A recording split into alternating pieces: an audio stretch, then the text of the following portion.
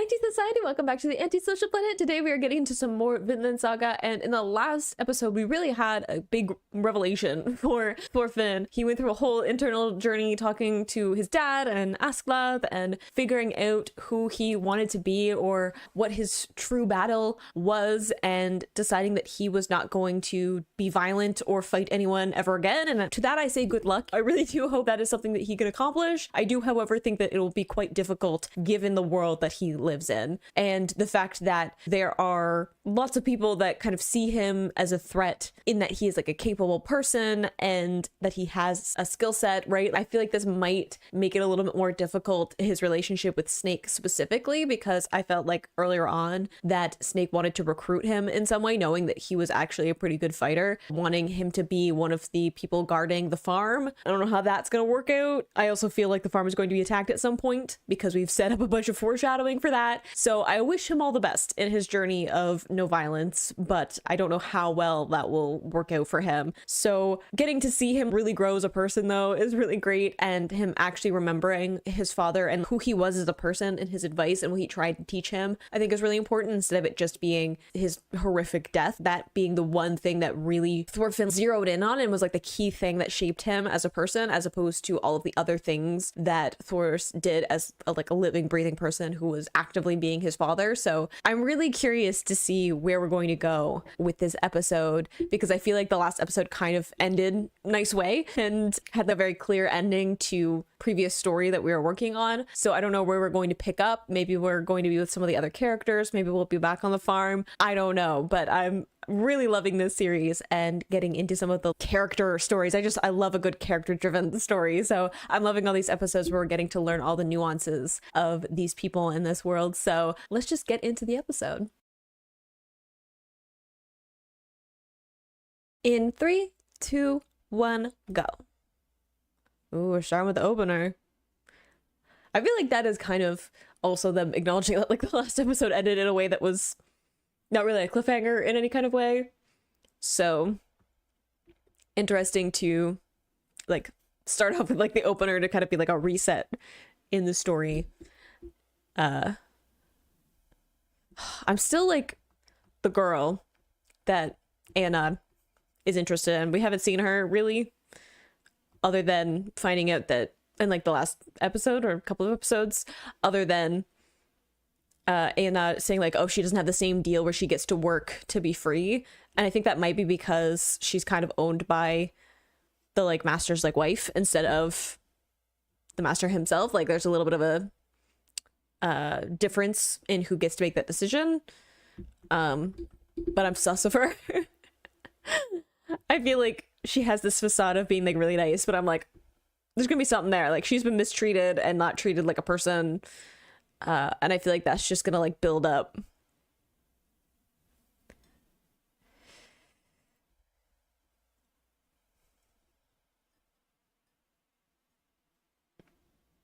I feel like she kind of has like a similar thing where she's like, she's more empty than she appears outwardly, like very much like Thorfinn was. I feel like there's a certain like dissociation happening in order to cope with her circumstance. It's not winter anymore. That's where we ended off before. I don't know if that's because of a time jump or if we're like going somewhere else the timeline. Okay, time jump. Dang, you cleared a bunch of land. Where you go?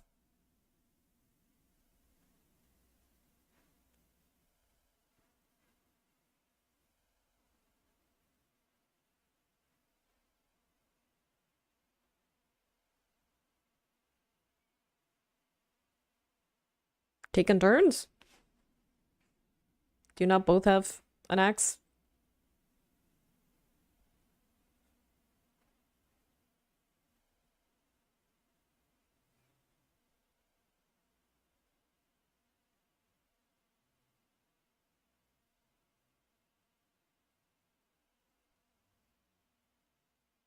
I do like seeing them work together though. Buds. See? Buds. Hey! Look at you go. So it might have been quite a time skip. I know Thorfinn's hair is longer. But if they cleared that much land, I'm assuming it's because quite a bit of time has passed. Are those like all their fields that they had for farming? Too? Okay, thank you for giving me a time.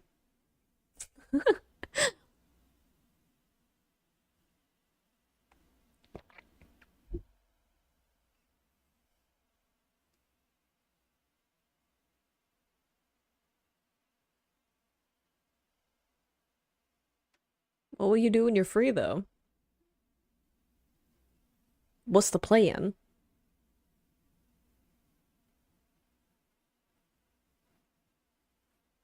That's exciting.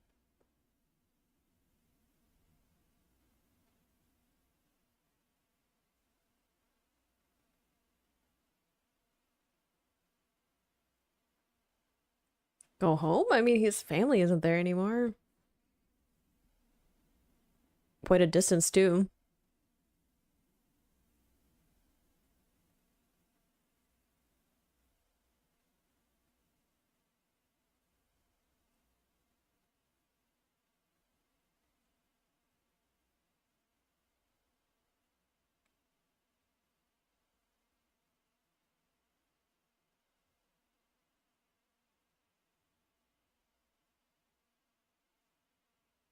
Yeah, no, he's gonna keep her.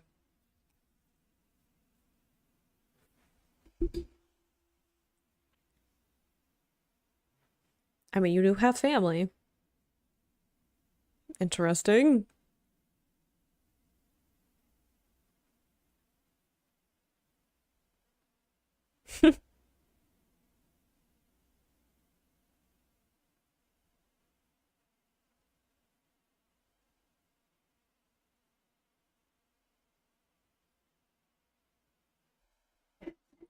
I mean, it would be so strange, like, especially for Thorfinn, like, he's had such a controlled life up to this point that now he gets to make a decision about what to do, and, like, the freedom of that. And, like, how do you figure out how to do that?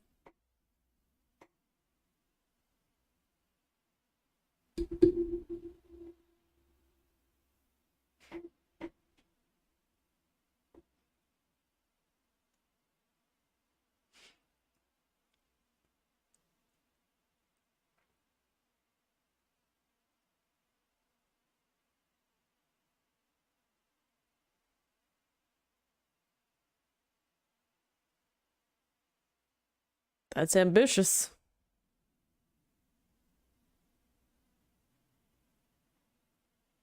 He looks determined, though.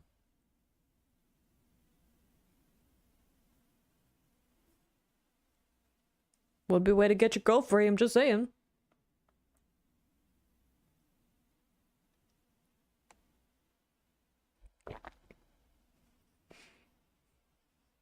I mean, you do kind of know the king. Just saying.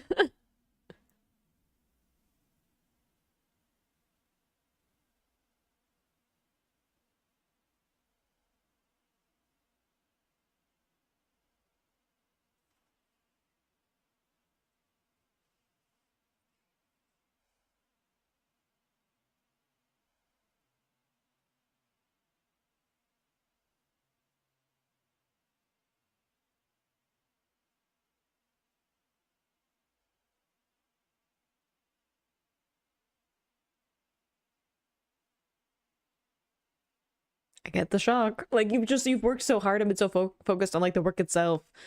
And, like, what do you do when you actually reach that goal that you've worked so much, you put so much effort into? We're not quite. There's still some work to do. Like, Thorfinn's like, yeah, let's just join in.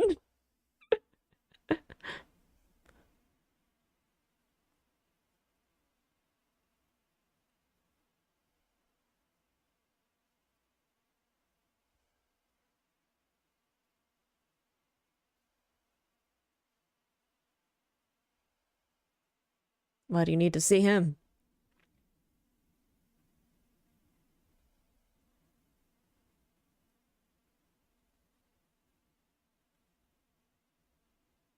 Hmm, he's not the king anymore. I'm just saying.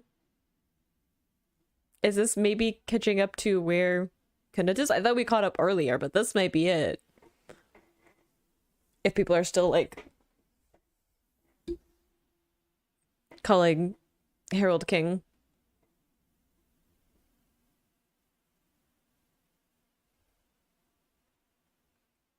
Nah, man, get out. You got a mission. No slavery. No war. But it's tempting though to like stay in a place that you know is familiar, that there's like comfort in sticking to what you know.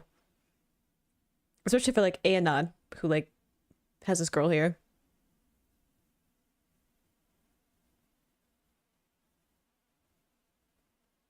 Sorry, I had to read really fast. I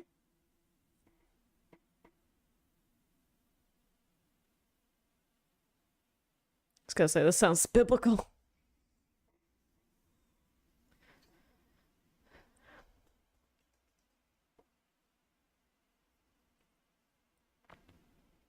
What a shift in like tone, both like color wise and sonically, like the score changed.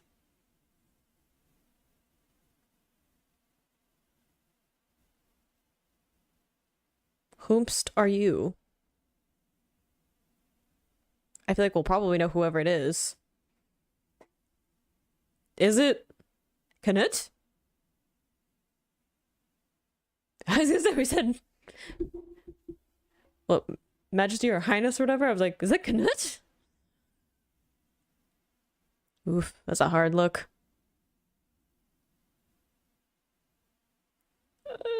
Are they coming to like where the farm is? We're so close to being free. I get whenever things seem really good, I get nervous. I'm like jittery now because I'm just like, oh no, they're so close.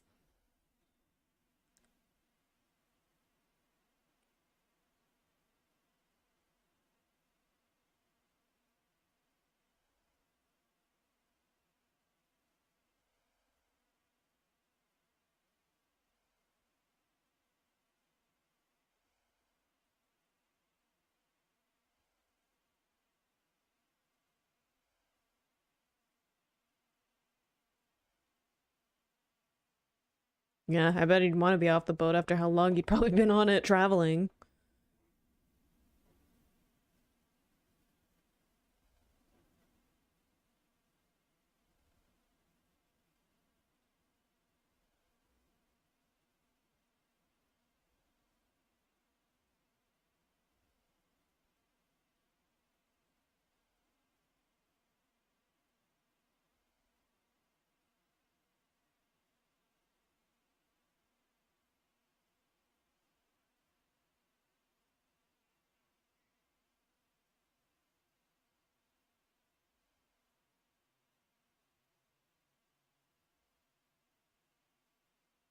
I think it's very pointed that while that conversation was happening, we were seeing like a kid's game.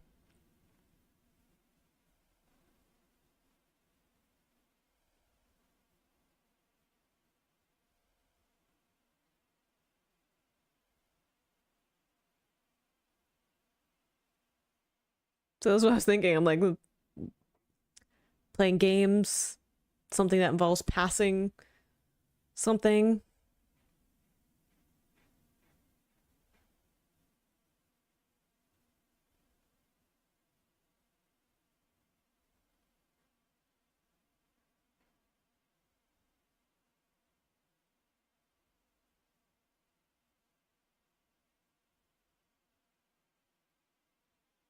He probably felt like he would become king anyway. He's the oldest.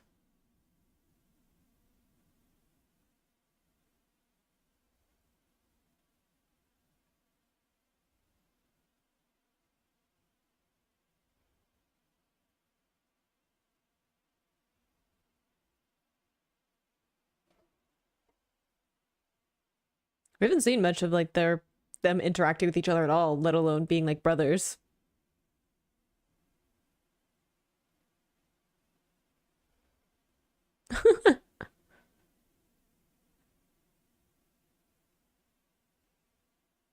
No, there's favoritism. I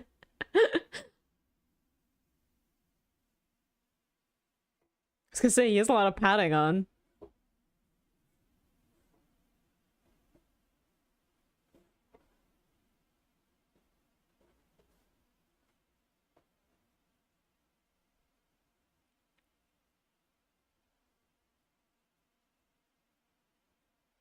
Oof. Again, the contrast of like the smile and then his like saddened look here.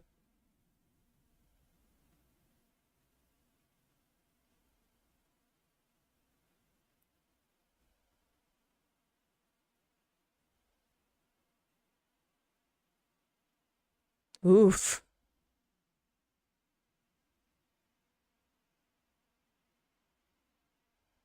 Is that his father's head?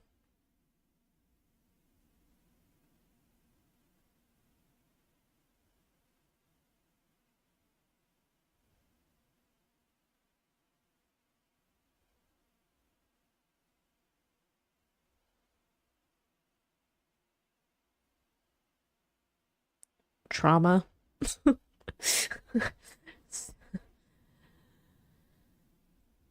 They've all been through a lot at this point.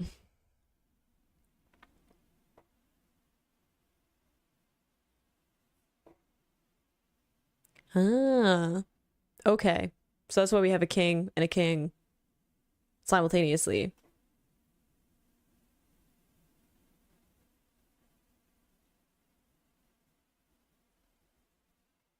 I mean, that's nice that they had a good relationship because usually there's a bit of conflict between like royals.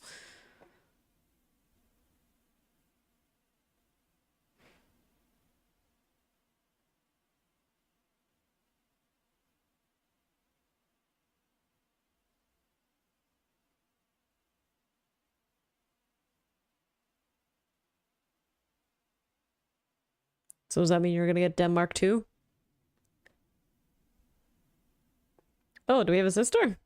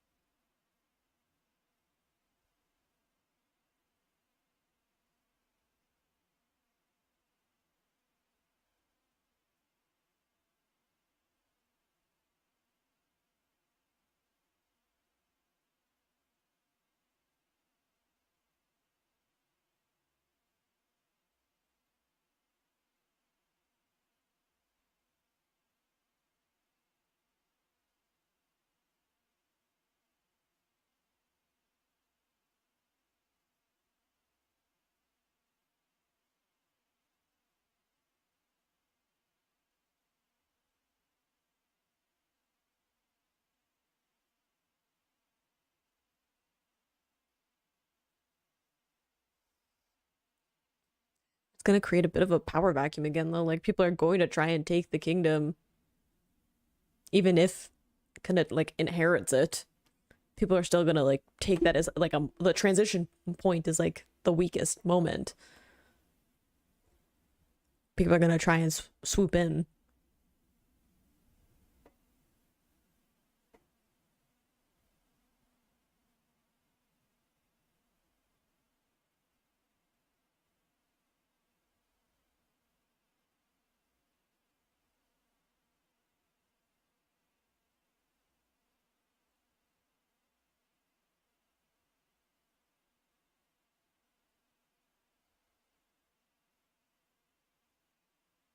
Yeah,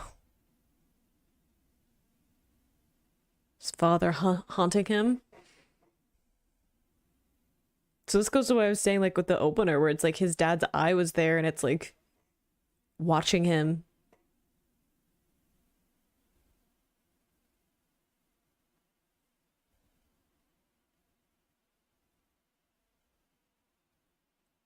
Did you?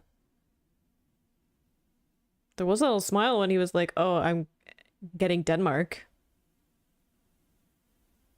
Did we poison him? Is that why he got ill?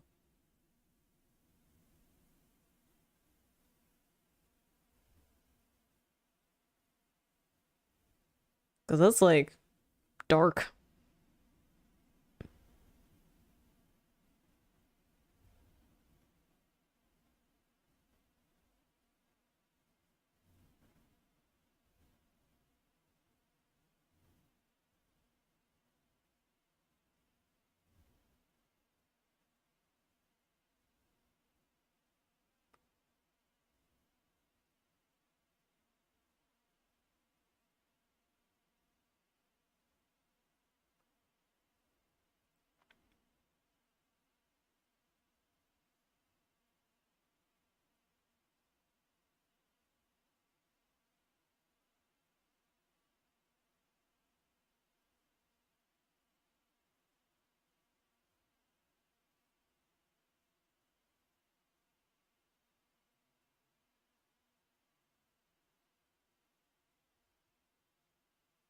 Did he though? Did he poison his brother to get Denmark?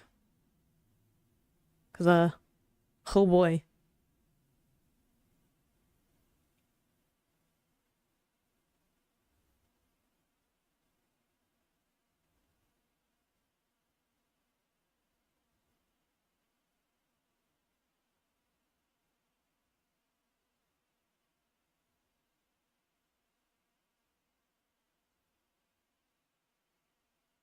Oh, it feels symbolic of like the red curtains.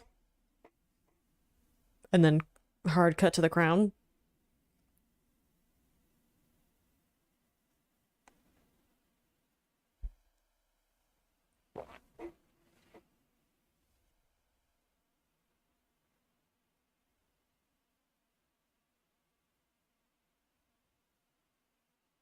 Because you're afraid of it being poisoned. Takes one to know one. Even if it's from like his sister. Like, if he poisoned his brother, then he's like, yeah. You don't want to be poisoned by a sibling? It's unnerving. There's also a lot of Celtic stories about talking heads, which I find interesting that the imagery is coming into this.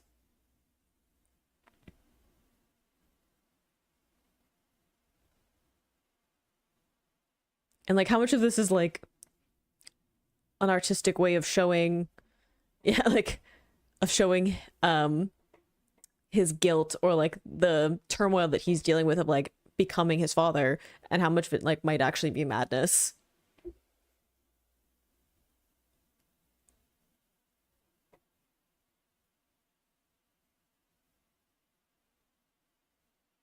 You keep telling yourself that.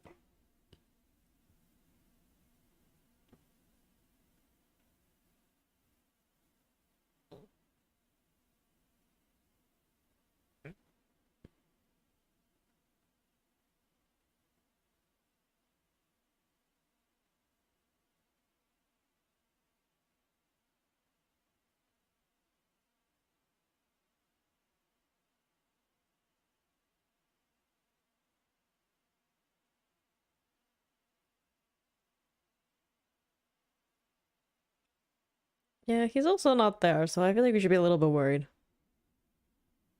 I don't like that either. Being friends.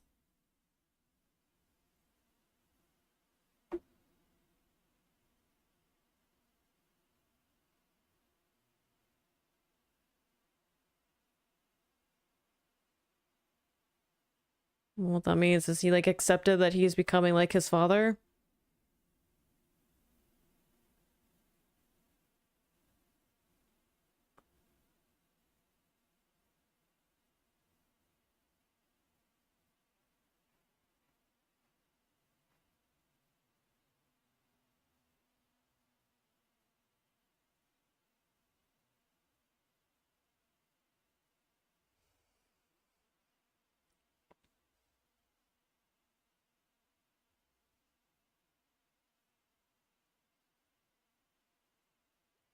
It seems so strange to think that like Harold was like the kind king in comparison.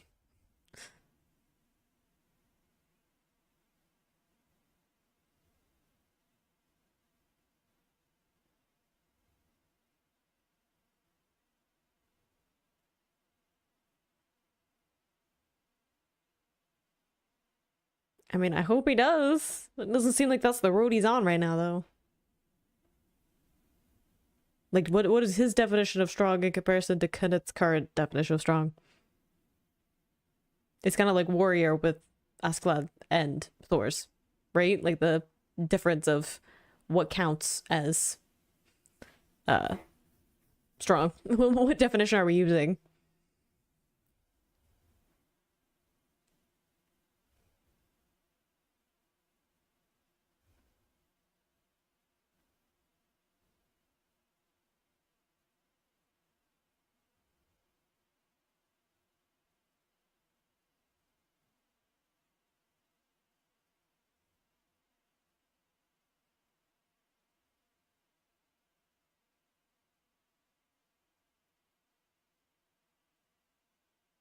That's very interesting observation too, of like, you got what you wanted and it feels empty.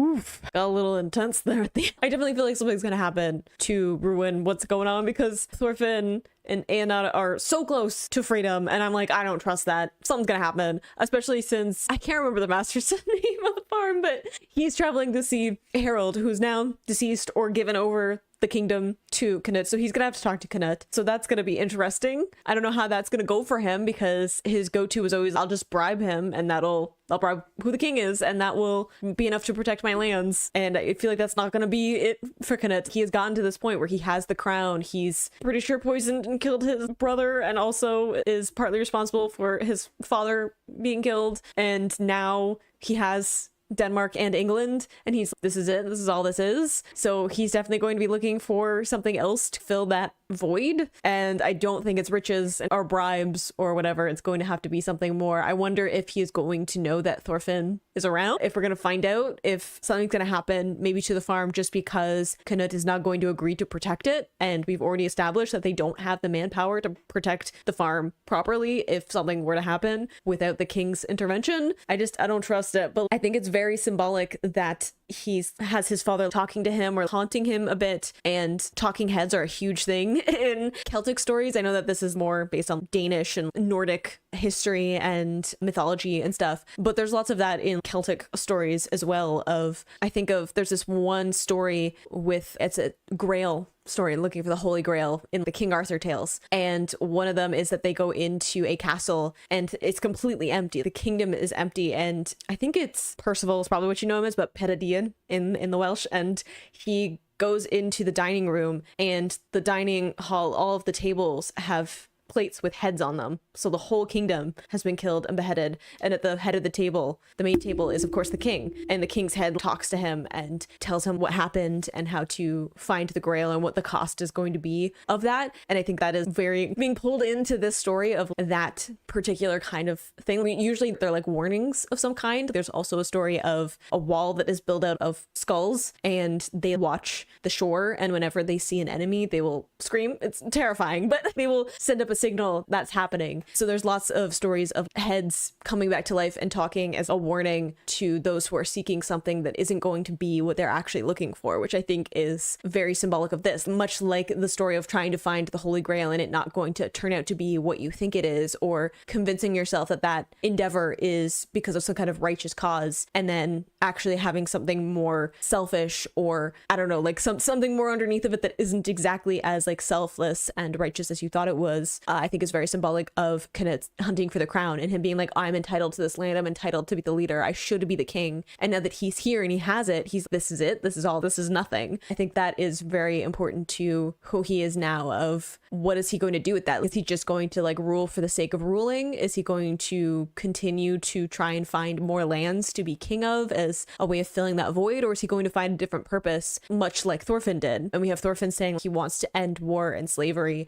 and get rid of that. Is there a possibility of the two of them coming together and working to create that reality? Is that something that Canut would be interested in doing. I don't know. He's changed a lot since we've caught up with him. I'm not sure where his story is going to lead, other than it is going to cross over with Thorfinn's, if only that the master of the farm is coming to speak to the king. Interesting stuff all around. I'm excited to see what we set up as we get to the halfway point of this season. But I hope you enjoyed watching that along with me. You can click this place to go into my previous reactions, or you can subscribe to me next time I post a Vinland Saga reaction. I will see you in the next video. Bye.